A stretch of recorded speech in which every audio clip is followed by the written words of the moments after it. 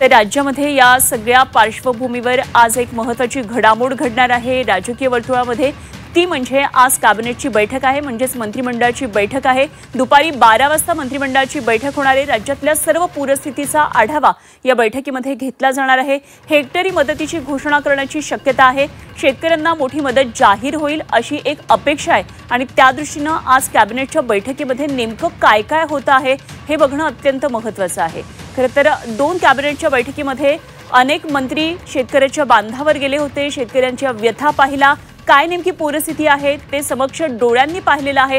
त्यामुळे आजच्या कॅबिनेटच्या बैठकीमधून शेतकऱ्यांचे डोळे लागलेले, काय नेमकी मदत मिळेल आणि या संदर्भात आणखी सविस्तर माहिती जाणून घेऊया। आमचे प्रतिनिधी ओम देशमुख आपल्याबरोबर जोडले जात आहेत। ओम, मागची कॅबिनेट झाली त्यावेळी मुख्यमंत्र्यांनी सर्व पालकमंत्र्यांना, सर्व मंत्र्यांना आदेश दिले होते जिल्ह्यांमध्ये जा, काय परिस्थिती आहे ती पहा, आणि अनेक मंत्री गेले शेतकऱ्यांच्या बांधावर आणि आज या सगळ्याचा आढावा घेतला जाणार आहे। काय आपण अपेक्षा करू शकतो, काय मंत्रिमंडळाच्या बैठकीमध्ये आज महत्त्वाचे मुद्दे असतील? निश्चितच अनुपमा, खरं तर गेल्या कॅबिनेट बैठकीमध्ये मुख्यमंत्र्यांनी स्वतः मुख्यमंत्री, दोन उपमुख्यमंत्र्यांसह सर्व मंत्र्यांनी जिल्ह्यात ज्या ज्या ठिकाणी दुष्काळ आहे किंवा ओला दुष्काळाची परिस्थिती आहे, मोठ्या प्रमाणात पूर आलाय, तिथेच प्रत्यक्ष स्पॉटवर जाऊन पाहणी करावी असे आदेश दिले। त्यानुसार मुख्यमंत्री, दोन्ही उपमुख्यमंत्री आणि संबंधित जिल्ह्याचे पालकमंत्री असतील किंवा इतर महत्त्वाचे मंत्री असतील यांनी जिल्ह्यामध्ये जाऊन पाहणी केली, बांधांवर जाऊन पाहणी केली, शेतकऱ्यांसाठी मदतीसाठी प्रशासनाला सूचना दिल्या आणि या सगळ्या गोष्टींची कुठेतरी यंत्रणा राबवली असेल, या सगळ्या गोष्टी करण्यात आल्या। याचा एक आढावा आजच्या बैठकीमध्ये घेतला जाईल। क्रमांक 1। क्रमांक 2 म्हणजे या सगळ्या पार्श्वभूमीवरती मागच्या कॅबिनेटमध्ये 2230 कोटी रुपयांची जी काही एक तरतूद करण्यात आली होती, ज्या पद्धतीचा GR काढण्यात आला होता, ती मदत खऱ्या अर्थानं पर्याप्त नाहीये।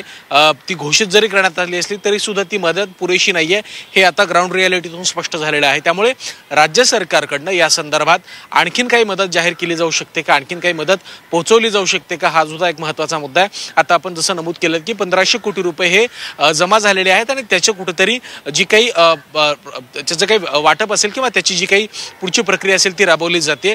तिसरा महत्त्वाचा मुद्दा म्हणजे राज्य सरकारकडनं पुराच्या संदर्भातला एक प्रस्ताव केंद्राकडे पाठवलं जाणं खऱ्या अर्थानं आवश्यक आहे आणि खरं तर हा प्रस्ताव गेल्याच्या नंतरच केंद्राकडनं कुठलीही भरीव मदत मिळू शकते।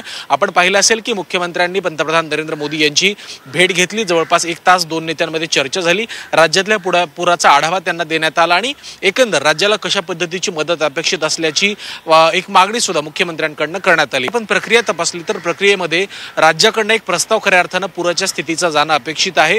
त्या प्रस्तावावर सुद्धा या बैठकीमध्ये काही चर्चा होऊ शकते का, तो प्रस्ताव कधीपर्यंत जातोय आणि प्रस्ताव गेल्याच्या नंतर केंद्राकडनं नेमकी काय मदत मिळते, या सगळ्या गोष्टीचा उहापोह या आजच्या कॅबिनेट बैठकीमध्ये केला जाऊ शकतो।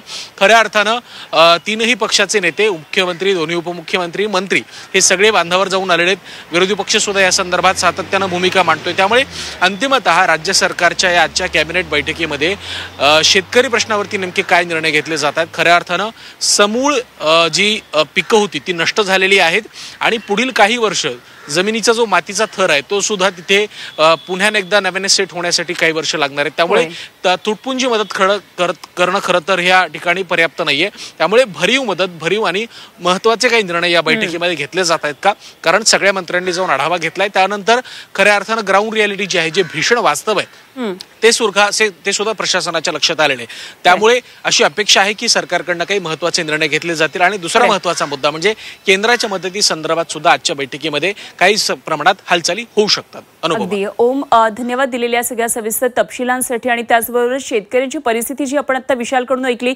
अनेक बाबींनी सध्या नाडला गेलेला आहे, पुरावे नाहीयेत KYC करण्यासाठी, तेव्हा अशा सगळ्या छोट्या छोट्या बाबींचा सुद्धा बैठकीमध्ये काय नेमकं बघितलं जातंय का हे बघावं लागणार आहे आपल्याला।